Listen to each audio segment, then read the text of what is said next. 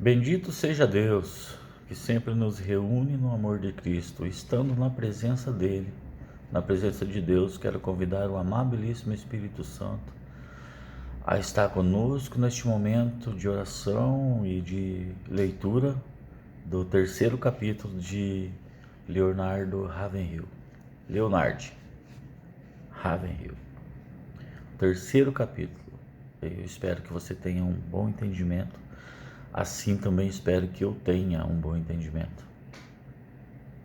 Tenho lido várias vezes, mas cada vez que se lê algo que um homem de Deus escreveu, a gente recai sobre nós mais um entendimento. E o Espírito Santo é glorioso para nos dar esse entendimento, essa sabedoria, esse conhecimento que vem da parte dele, do Espírito Santo. Então vamos lá. Acompanha comigo aí.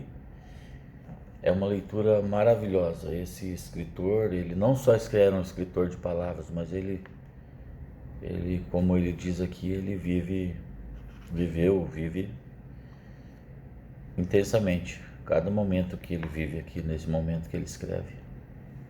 Que pode acontecer de um crente ficar muito tempo no estágio de criancinha espiritual e depois, de repente, despertar e amadurecer espiritualmente, tornando-se fervoroso nas batalhas do Senhor e manifestando um intenso amor pelos perdidos.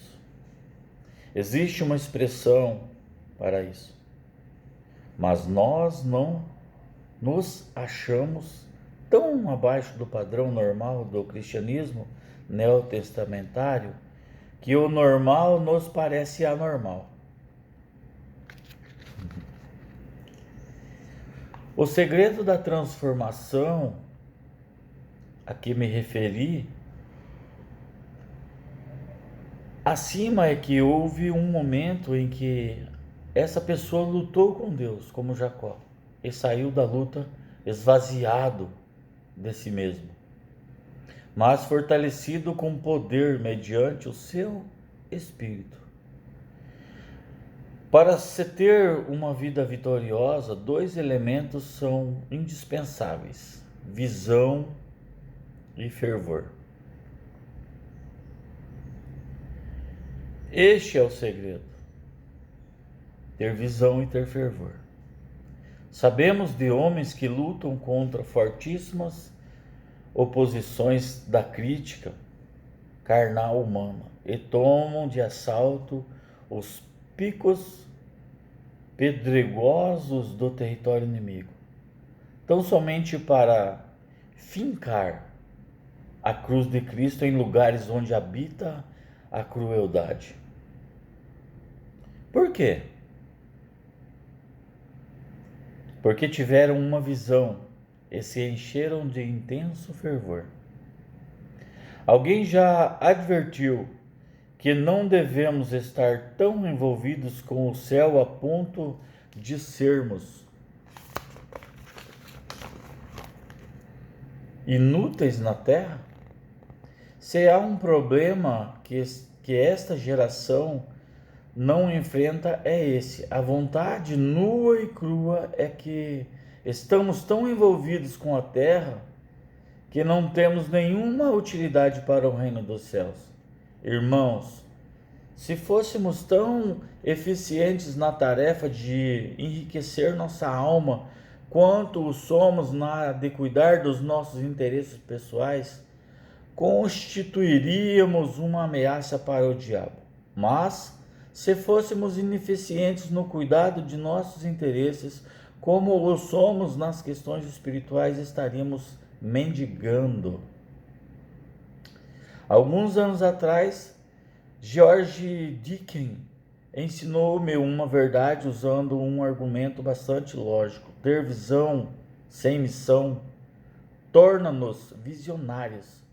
Ter missão sem visão leva-nos a trabalhar demais. Ter visão e missão faz de nós missionários. Ele é mesmo. E é mesmo. Isaías teve uma visão no ano da morte do rei Uzias.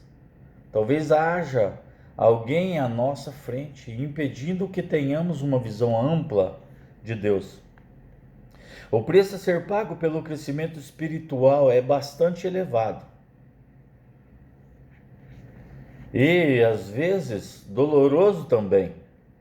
Você estaria preparado para ter uma visão a esse preço? A perda de um amigo ou de sua carreira? Você estaria preparado para abandonar a sua carreira? O autor diz. E bem nós sabemos que é difícil, né? E para essa transformação de alma não se oferecem descontos especiais. Se alguém deseja apenas ser salvo, santificado e só, não há lugar para ele nas fileiras do Senhor. Isaías teve uma visão em 3 dimensões. Em 3 dimensões. Vejamos Isaías 6, versículo 1 a 9. Seu olhar se dirigiu para o alto, viu o Senhor.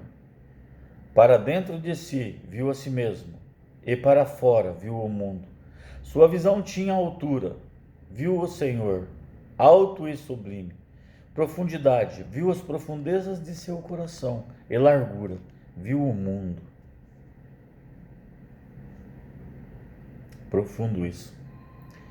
Foi uma visão da santidade, ó amados. Como nossa geração precisa ter uma visão de Deus em toda a sua santidade. E foi uma visão da iniquidade. Estou perdido, os meus lábios são impuros. E foi uma visão do desalento divino, implícito nas palavras. Quem há de ir por nós? Nesta hora em que vivemos, quando a medida das igrejas está mais envolvida com promoções do que com orações, incentiva mais a competição e se esquece da consagração e substitui a pregação do evangelho pela autopromoção. É imperativo que tenhamos essa visão tríplice. Não havendo profecia, o povo se corrompe. Provérbios 29, 18. E não havendo paixão pelas almas, a igreja perece, mesmo que esteja lotada dominicalmente ou semanalmente. Certo pregador, conhecido no mundo inteiro e que tem sido poderosamente usado por Deus nos últimos anos para promover avivamentos, que são bem diferentes de cruzadas de evangelismo em massa, contou-me que também teve uma visão semelhante. Ainda me recordo da expressão de temor com que me falou, que não sabia ao certo se estava tendo uma visão ou um sonho, se estava no corpo ou fora dele, mas disse que enxergara uma enorme multidão em que um profundo abismo, todo cercado de fogo, presa no manicômio do universo, o inferno. Depois disso, esse homem nunca mais foi o mesmo, nem poderia. Eu vi algo assim no livro que eu li de Benny Hinn.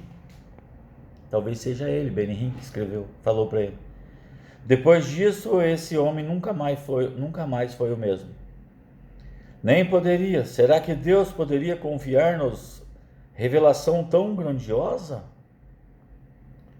Já passamos pela escola da oração e do sofrimento para que nosso espírito esteja preparado para suportar uma visão tão ardente?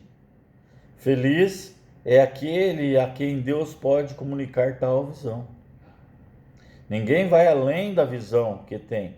Teólogos intelectualizados não têm condições de romper a cortina de ferro da superstição e das trevas, por trás das quais há milênios estão perecendo milhões e milhões de indivíduos. Talvez só homens com menos intelecto, mas com uma visão maior, sejam capazes de romper, de quebrar esses grilhões, de romper essas correntes. Ter uma mentalidade espiritual é ter alegria e paz. mas se pararmos para pensar em estatísticas, podemos ficar bem preocupados. Leia os dados que se seguem e veja se não dá vontade de chorar. Japão, o governo da nação afirma que a população já passa de cerca de 120 milhões e está crescendo ao ritmo de 1 milhão e 100 mil pessoas por ano. Isso quer dizer que o número de não convertidos aumentou em 5 milhões nos últimos 5 anos. Talvez seja ainda maior hoje. Nos últimos 5 anos, né? Coreia, a população deste país é cerca de 42 milhões, constituída em grande parte de refugiados, flagelados e famintos. Índia, e hoje está muito maior, né? Hoje nós estamos em 2022. Na Índia, há milhões e milhões de pessoas no Vale da Sombra da Morte. Oriente Médio, aí há mais de 1 milhão de refugiados árabes. Europa, neste continente, até há alguns anos, existiam cerca de 11 milhões de refugiados políticos e de indivíduos que, devido à guerra, se achavam distantes da sua pátria. Que situação triste. China e Hong Kong. Também há milhões de refugiados que escaparam da China comunista e vivem em condições miseráveis. Escaparam de uma opressão e caíram numa situação miserável de vida, de pobreza, de extrema pobreza. E para aumentar nossa responsabilidade, basta lembrar que há cerca de 20 milhões de judeus, 350 milhões de muçulmanos, 200 milhões de budistas, 350 milhões de confucionistas e taoístas, 500 milhões de hindus, 100 milhões de shintoístas e milhões de adeptos de outras seitas, pelos quais Cristo morreu, e que ainda não receberam a mensagem do Evangelho. Até mesmo nos Estados Unidos existe em torno de 50 milhões de jovens com menos de 20 anos que estão recebendo ensinamentos de Deus, e cerca de 10 mil cidades de pequeno porte onde não há um templo evangélico. Quase 1 milhão de pessoas morrem sem Cristo semanalmente em todo o mundo. Isto não significa nada para você. Significa? Precisamos acabar com nossa religião sintética. Puxa vida. Uma situação dessas revela a falta de unção nos púlpitos e de ação nos bancos. O fato é que hoje não se prega mais o Evangelho com o mesmo fervor de antes, e não há mais fome de se ouvir a pregação. Nessa parte aqui eu já ouço muitas pessoas falando que, não só pessoas do meu círculo de conhecimento, mas pessoas que eu conheço na cidade, em muitos lugares, que dizem que só gosta de estar na igreja, no templo, no prédio, no momento que inicia o louvor e do momento que termina o louvor. E depois disso elas têm vontade de ir embora. É possível que Deus esteja mais irado com os países de formação protestante, como Estados Unidos e Inglaterra, do que com os comunistas. Acha essa afirmação absurda? Então pense seriamente no seguinte: na Rússia, há milhões de indivíduos que nunca tiveram uma Bíblia e nunca assistiram um programa evangélico na televisão ou no rádio. Se pudesse ir a uma igreja, iriam de bom grado. Talvez estejam equivocados aqueles que oram no sentido de que os perdidos tenham uma visão do inferno para que se arrependam. Pode ser que eles precisam mais de uma visão do Calvário, do Salvador sofrendo, a estar com eles para que se arrependam, porque iriam querer parecer depois de visualizarem o Calvário? Conta-se que William Booth, fundador do Exército de Salvação, Costumava dizer que, se pudesse, gostaria de proporcionar aos seus soldados, enfim, a fim de um curso, a oportunidade de passarem 24 horas espiando para dentro do inferno para que contemplassem o eterno tormento que ali impera. As igrejas fundamentalistas precisam de uma visão dessas, e quem mais precisa são os eloquentes e orgulhosos evangelistas. O orgulho está levando milhões de pessoas ao inferno. Houve certa vez um criminoso de nome Charles Peace. Não tinha respeito nem pelas leis de Deus, nem pelas dos homens, mas afinal um dia foi preso e condenado à morte. No dia de sua execução, foi levado a um corredor da morte na pensiária de Arnley, Leeds, na Inglaterra. À sua frente ia um capelão da prisão lendo versículos da Bíblia em voz monótona e desinteressada. O criminoso tocou-lhe no ombro e indagou o que estava lendo. O conforto da religião, replicou o sacerdote. Charles Peace ficou chocado de ver como ele lia aqueles textos acerca do inferno de maneira tão mecânica. Como alguém podia ser tão frio, a ponto de conduzir outro para a forca sem emoção alguma, lendo-lhe palavras sobre um abismo profundo no qual o condenado estava prestes a tombar. Será que aquele pregador cria de fato que existe o fogo eterno, que arde intensamente e nunca consome suas vítimas? Já que lia tudo sem ao menos estremecer? Seria humano um indivíduo capaz de dizer ao outro friamente: você está morrendo eternamente, sem nunca conhecer alívio que a morte poderia dar-lhe? Aquilo foi demais para Peace, e ele se pôs a pregar.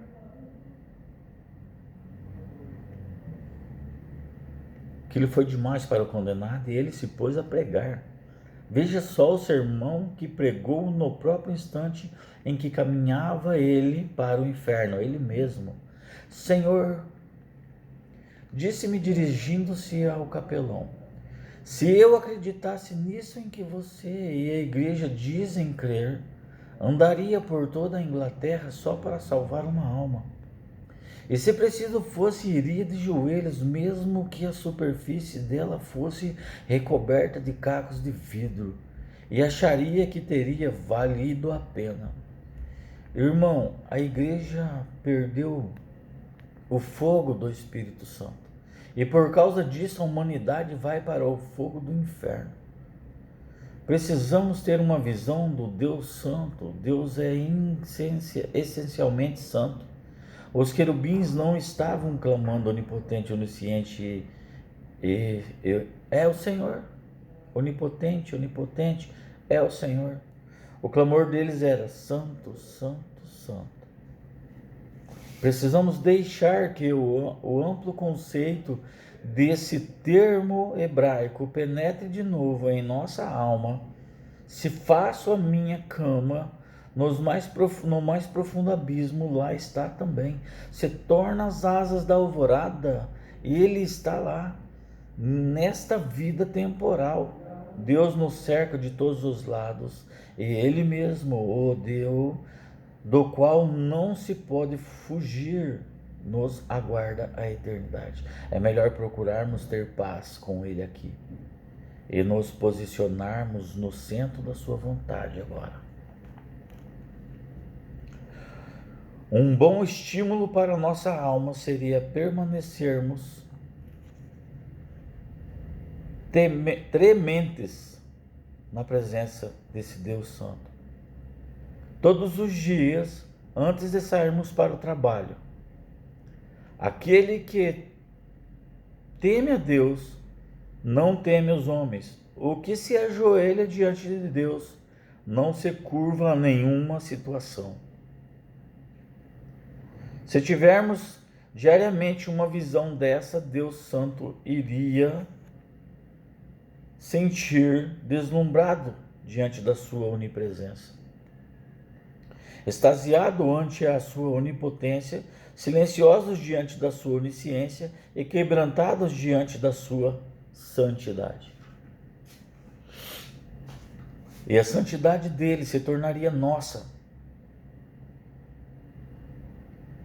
A maior vergonha de nossos dias é que a santidade que ensinamos é anulada pela impiedade de nosso viver.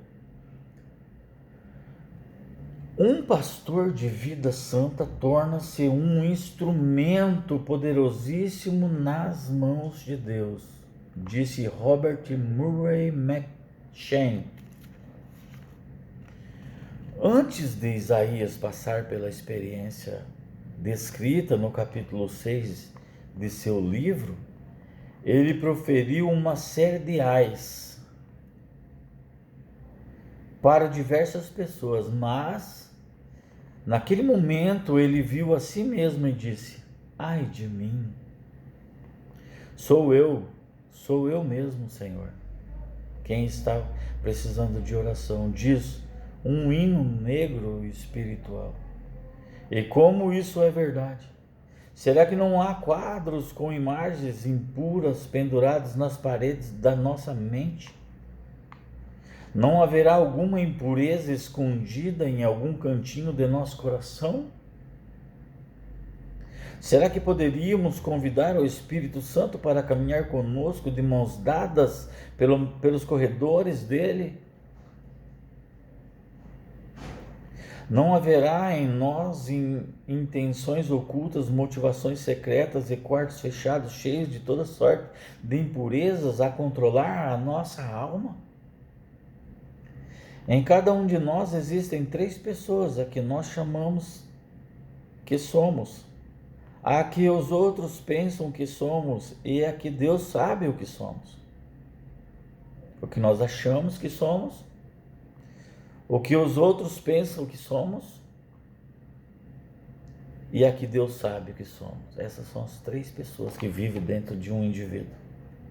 Geralmente somos muito condescendentes com nós mesmos e por demais rigorosos com os outros, a não ser quando estamos buscando intensamente verdadeira vitória espiritual. O eu ama o eu. Embora se diga a respeito de São Geraldo Magela que, pela graça de Deus, ele amava a todas as pessoas, menos Geraldo Magela. Que belo exemplo para nós! Mas, na maioria das vezes, escondemos de nós mesmos nosso verdadeiro ser para que não fiquemos enojados ante a realidade. Vamos pedir a Deus que seu penetrante olhar localize esse corrupto, impuro e mal cheiroso ego, para que ele seja arrancado de nós e crucificado com Jesus, com ele na cruz. Para quê? Para que não sirvamos o poderoso, para que não sirvamos o pecado como escravo. Romanos 6:6. Não adianta dar outros nomes ao pecado, continua sendo pecado.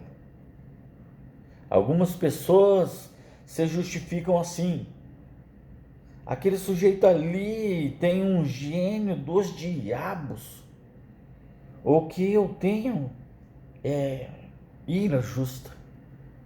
Ela é super sensível, mas eu sou irritável porque tenho problemas de nervos. Ele é ansioso demais e eu estou apenas ampliando os negócios. Que sujeito mais teimoso! Eu tenho convicções firmes. É um sujeito teimoso e ele fala que as convicções dele são firmes e reais. Ela é muito orgulhosa. Eu tenho gosto muito apurado. É muito fácil encontrar-se justificativas para todos os tipos de pecados. É só querer.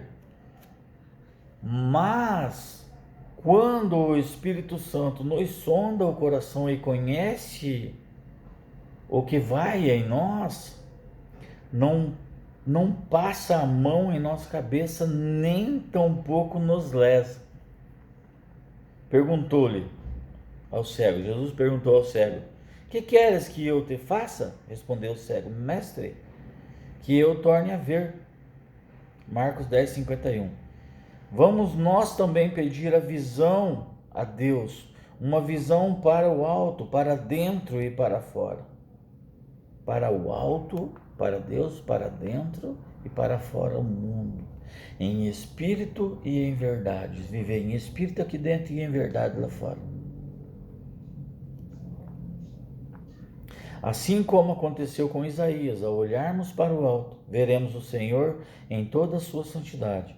Ao olharmos para dentro de nós, iremos ver-nos exatamente como somos e enxergaremos nossa necessidade de purificação e poder. E ao olharmos para fora, veremos um mundo que está perecendo sem o conhecimento de Jesus, sem o conhecimento do Salvador. Sonda-me, ó Deus.